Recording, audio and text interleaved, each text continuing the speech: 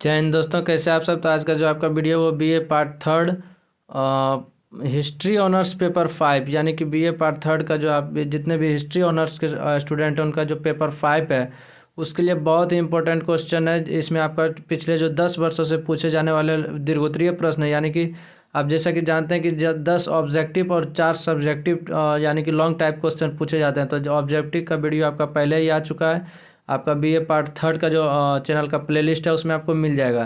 लेकिन ये जो वीडियो आपका ये है इसमें 5 इंपॉर्टेंट जो आपका दीर्घोत्तरीय प्रश्न लिया गया, जो कि आपका आने वाला एग्जाम के लिए बहुत ही इंपॉर्टेंट होने वाला है।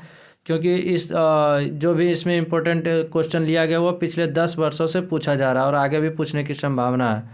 तो चलिए बिना टाइम गवाए वीडियो को कंटिन्यू करते हैं। तो आज का जो आपका पहला प्रश्न है वो है, भक्ति आंदोलन से आप क्या समझते हैं, यानी भक्ति आंदोलन क्या है, इससे आप क्या समझते हैं, तथा भक्ति आंदोलन के प्रमुख प्रभाव या परिणाम बतावें। यानी कि पहला तो प्रश्न इसमें आप देखिए, इसमें आपका 2 प्रश्न है। एक पहला प्रश्न है कि भक्ति आंदोलन से आप क्या समझते हैं, तथा भक्ति आंदोलन के प्रमुख प्रभाव, यानी भक्ति आंदोलन जो हुआ उसका प्रमुख प्रभाव क्या क्या पड़ा और इसका परिणाम क्या हुआ। दोनों को यानी कि इसमें दोनों के बारे में बताना है। तो इस तरह का क्वेश्चन का आंसर आपको हर एक जगह से मिल जाएगा, चाहे वो गूगल हो या कोई बुक हो। इस आधार पे आप इसका आंसर तैयार कर सकते हैं। ज़्यादा आसानी आपको गूगल से तैयार करने में होगा। आप केवल वहाँ भक्ति आंदोलन डालिएगा तो आपका सारा इसके बारे में आ जाएगा। चलिए इसी प्रश्न को देखते हैं कि दूसरे तरीके से किस प्रकार पूछ सकता है। तो वो है, भक्ति आंदोलन के कारणों की व्याख्या करें। यानी कि भक्ति आंदोलन के क्या कारण है, कारणों की व्याख्या करें। मध्यकालीन भारतीय समाज में सामाजिक धार्मिक परिवर्तनों को लाने में इसे कहाँ तक सफलता मिली। यानी कि यही प्रश्न को दूसरे तरीका से इस तरह पूछ सकता है कि भक्ति आंदोलन के कारणों की व्याख्या करें तथा मध्यकालीन भारतीय समाज में सामाजिक धार्मिक परिवर्तनों को लाने में इसे कहाँ तक सफलता मिली। ये रहा आपका पहला प्रश्न। और यही आपका दूसरा प्रश्न ये कि शेरशाह की प्रशासनिक सुधारों का मूल्यांकन करें, क्या वह अकबर का मार्गदर्शक था। इसमें भी देखिए आपका 2 प्रश्न इस प्रकार है कि शेरशाह के प्रशासनिक सुधारों का मूल्यांकन करें तथा क्या वह अकबर का मार्गदर्शक था।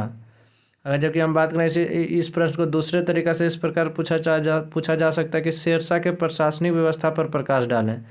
यानी कि शेरशाह का जो प्रशासनिक व्यवस्था था वह किस प्रकार था, इस पर प्रकाश डालें। चलिए नेक्स्ट आपका तीसरा नंबर प्रश्न है कि मुगल काल में व्यापारिक गतिविधियों पर प्रकाश डालें। यानी कि मुगल काल में जो आपका व्यापारिक गतिविधियां यानी व्यापार किस तरह से होता था उस गतिविधियों पर प्रकाश डालें, यानी कि उसके ऊपर लिखना है। इसी प्रश्न को आपका दूसरे तरीके से इस प्रकार पूछ सकता है कि भारत में मुगलों के अधीन व्यापार के विकास पर प्रकाश डालें। यानी कि भारत में जो है मुगलों के अधीन जो है व्यापार में किस प्रकार का विकास हुआ उसके बारे में यहाँ पे उल्लेख करना है। नेक्स्ट आपका चौथा नंबर प्रश्न होता है ये है कि मुगल स्थापत्य की मुख्य विशेषताओं की परीक्षण करें। तो मुगल स्थापत्य कला की मुख्य विशेषताओं की यहाँ पे कला छुट्टी है, यानी मुगल स्थापत्य कला की मुख्य विशेषताओं का परीक्षण करें। इस प्रश्न का आपका दूसरे तरीके से इस प्रकार पूछ सकता है कि मुगल स्थापत्य कला पर एक संक्षिप्त टिप्पणी लिखें। मुगल स्थापत्य कला पर एक संक्षिप्त टिप्पणी लिखें। नेक्स्ट और आज का जो आपका अंतिम प्रश्न है वो 5वां नंबर प्रश्न ये है कि शाहजहाँ का शासनकाल मुगल कालीन इतिहास का स्वर्ण युग था, व्याख्या करें। यानी कि जब शाहजहाँ का शासनकाल था मुगल कालीन, तो ये पूरा मुगल कालीन इतिहास का स्वर्ण युग था। इसकी व्याख्या करें कि क्या कारण है, क्या वजह है कि मुगल कालीन इतिहास में जो है शाहजहाँ के शासनकाल को स्वर्ण युग कहा जाता था।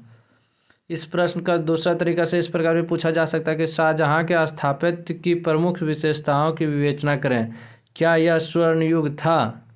ये प्रश्न आपका दूसरा तरीका से इस प्रकार भी पूछा जा सकता है। तो दोनों का आंसर आपका मिलता जुलता ही रहेगा। तो चलिए मिलते हैं इसी तरह के अगले वीडियो में, तब तक के लिए जय हिंद।